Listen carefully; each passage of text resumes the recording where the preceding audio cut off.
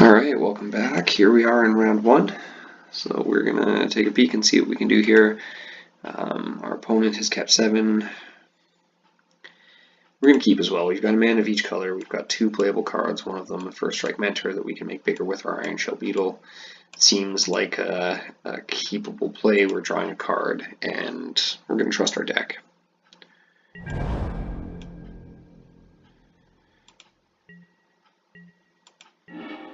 There's no turn 1 play for our opponent, yet we do draw the required land to keep on trucking here. So Boris Challenger, we talked about how good he was when we were picking up cards. So that's going to be that. We're going to play our Sunhome Stewart. We're definitely going to take a little bit of damage here from the Boris Challenger, but that's fine.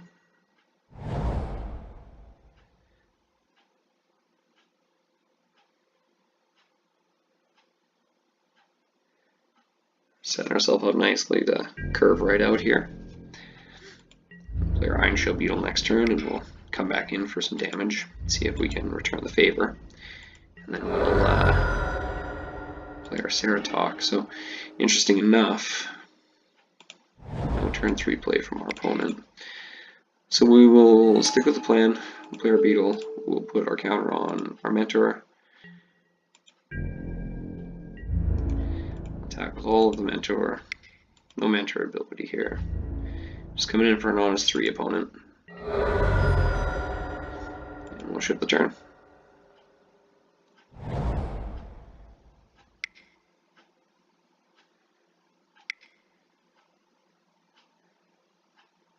One's going big here. Unless he's just pumping up the Mentor, but I don't see why you do that before combat. Well, he's gonna definitely bring up a Hammer Dropper. So good guy, Hammer Dropper.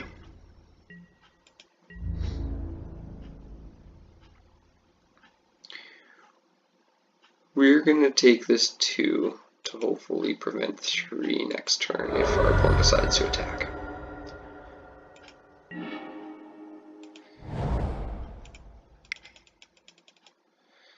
Alright.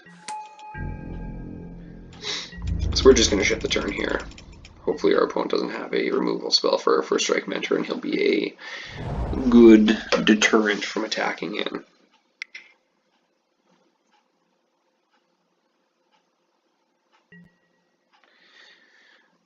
Okay.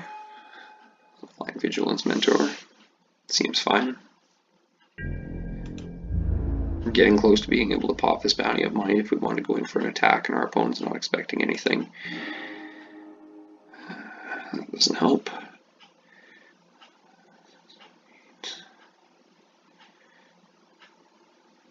But we'll play it. We'll play it now. Because it makes sense to play it now.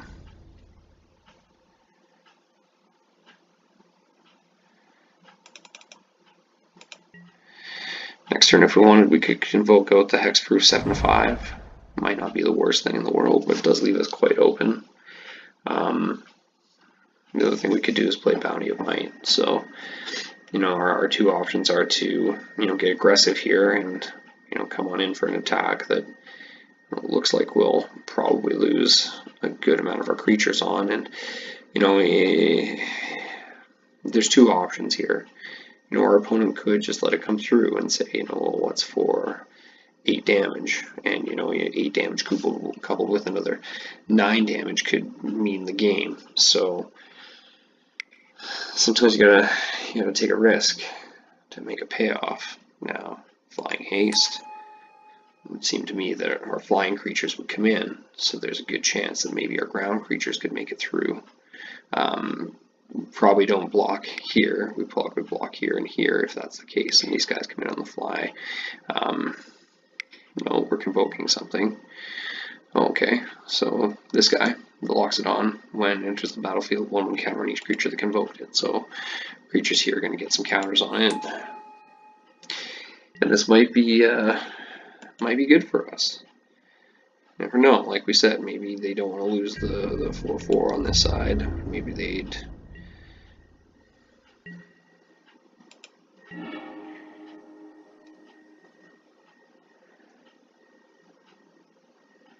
Does that do it?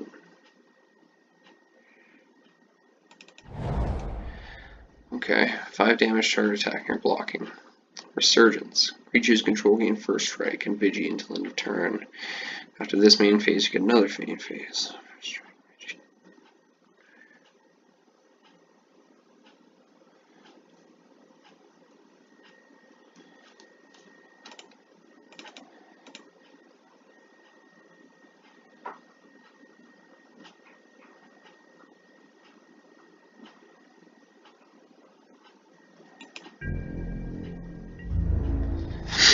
Alright, this is where it comes down to. Our opponent has 1 card in hand.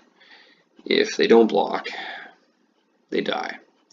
6, 12, 13, 14.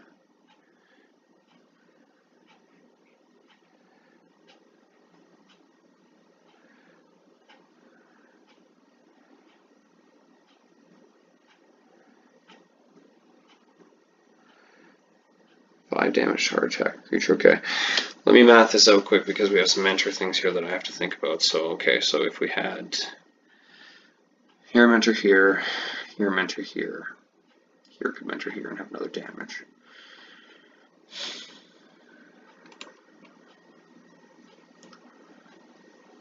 Fuck it. Let's see.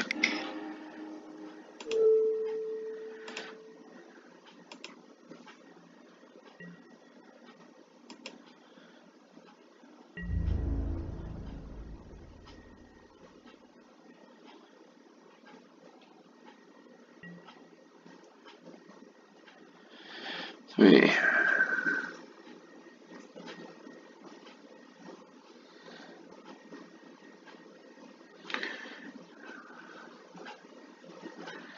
Enough.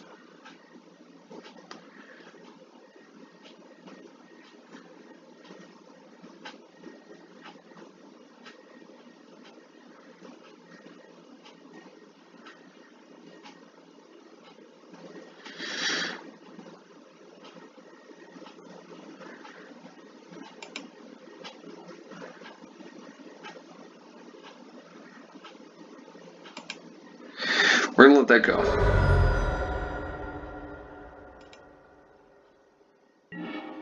What's gonna happen here is I think they're gonna try and come back in for an alpha, and we're gonna response them.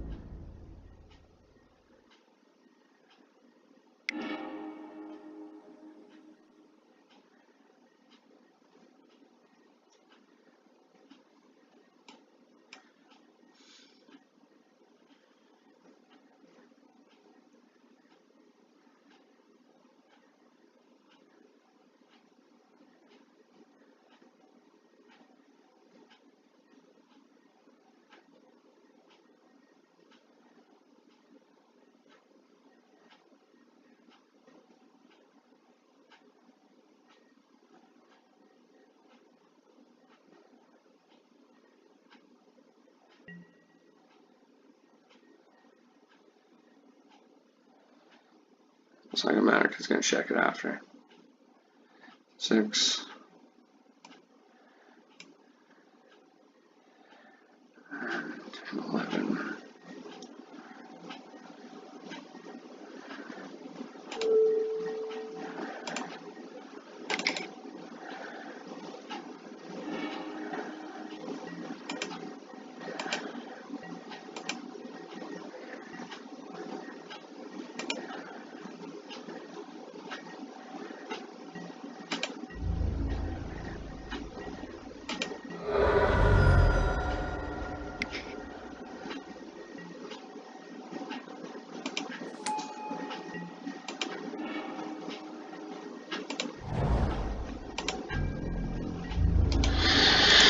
Okay.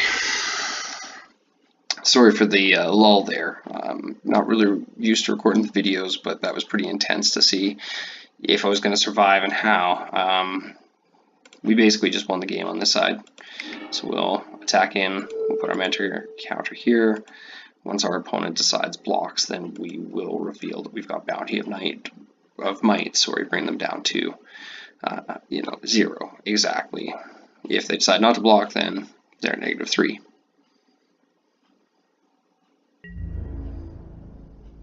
So no blocks. So we'll, rock up both of our creatures just to spread the love around, and just F6 here and come on in.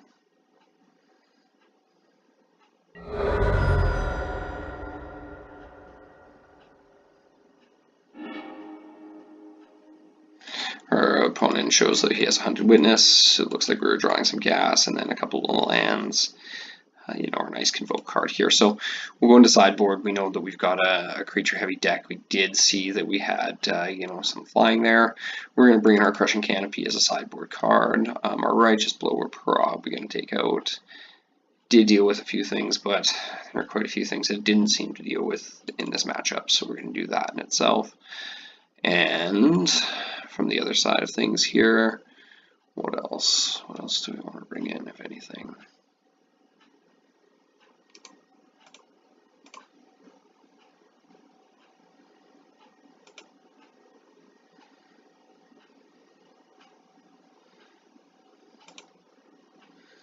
I think we're going to be good to submit just like this. Crushing Canopy is a really good card all around.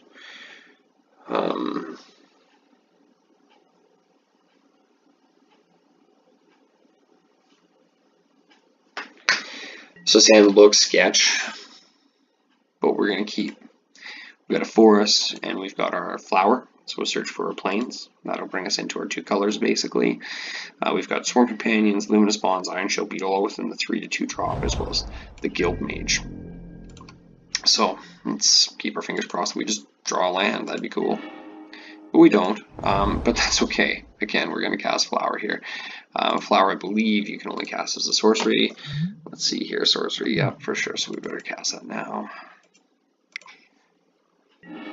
We'll grab ourselves plains, as we discussed, and we're going to pass the turn. So next turn's play is Ironshell Beetle, depending on what our tough customer of opponent does here. Oh, okay, Electrostatic Field. Instant sorcery, 1 damage each opponent, so he's trying to come up the bottom of the board here, which is fair after the creatures that we saw. So we got another forest. So what we're going to do here is we're going to play the plains. That's what we've revealed to our client here, or sorry, our opponent through the flower. So we're going to show them that we have that. We're probably not going to play the Ironshell Beetle first. We're going to play the Guild Mage, and we'll probably pump onto the Guild Mage from the Beetle later. Maybe it's right to play the Beetle first. Guild Mage isn't going to get in right now. He does have a better late game ability. Maybe it's better not to expose him at this point. Putting a 1/1 counter on him isn't going to do anything to get him past this Electrostatic Defender anyway. So we'll just play out our 2/2, and we'll ship the turn over. Our next turn, if our opponent plays anything worthwhile, is going to be Luminous Bonds. It looks like he just played tap land, and we're going to shift back. So we're going to play our Swarm Companions, and our deck seems to be rolling here. We're getting our lands dropping like flies, as they may say somewhere. And so we are just going to pass the turn. No reason to attack with our 2/2 into the wall.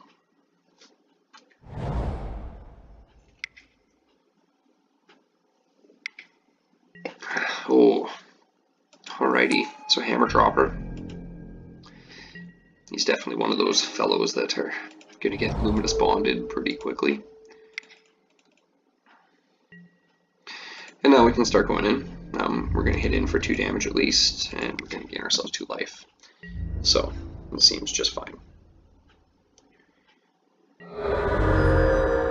It's nice range on that side. We do have a Camaraderie, so, keeping our creatures intact here is going to be a good thing, getting more on the board and drawing our lands. So here we're going to play the Pack Beast. So we get some more on board and we'll be able to just get in for another 2 damage. So this seems to be a lot more of an explosive start than our last round was in itself, even if we're just getting in for a dinky few 2 to 4 damage per turn. The thing with Sworn Companions is that, you know, when you're talking lifelink, a 2-point swing turns into a 4-point swing. And when you seem to be flooded on land like our opponent, you know, that can be detrimental to the game in itself. So we're going to go and get a district guide for our guild gate, but first what we're going to do is we're going to pop on in, attack with all of our creatures. You know, hopefully we'll get in for at least 4. Again, gaining ourselves some lives along the way is, you know, not the worst thing that's ever happened. Our opponent's actually going to play Sure Strike. Have his wall eat our 3/3 Vigilance. So I guess if you're not really playing much else, that's something that you can play. So the unfortunate part there is, you know, we did lose one of our creatures for Camaraderie here, but that's okay. We're going to replace them with 2 more creatures. We're going to pop out the Boros Guild Gate, and now we're going to play the Cavalry. So this would seem to be, you know, pretty good to be able to draw 5 cards, gain 5 life, and have our creatures all get +1/+1 till end of turn, especially with something like the Goblin coming into play.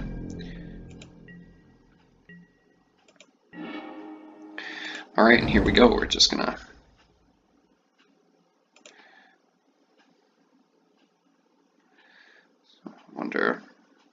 wonder if we just fought the 2/1. We'd still get in for quite a bit of damage. 1, 2, 3.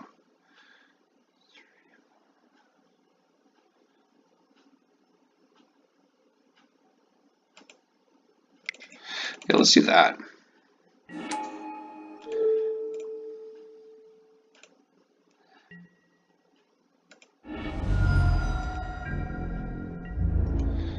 Okay, we'll just get in as much as we can. Again, we'll just keep gaining some lives along the way. Just totally fine.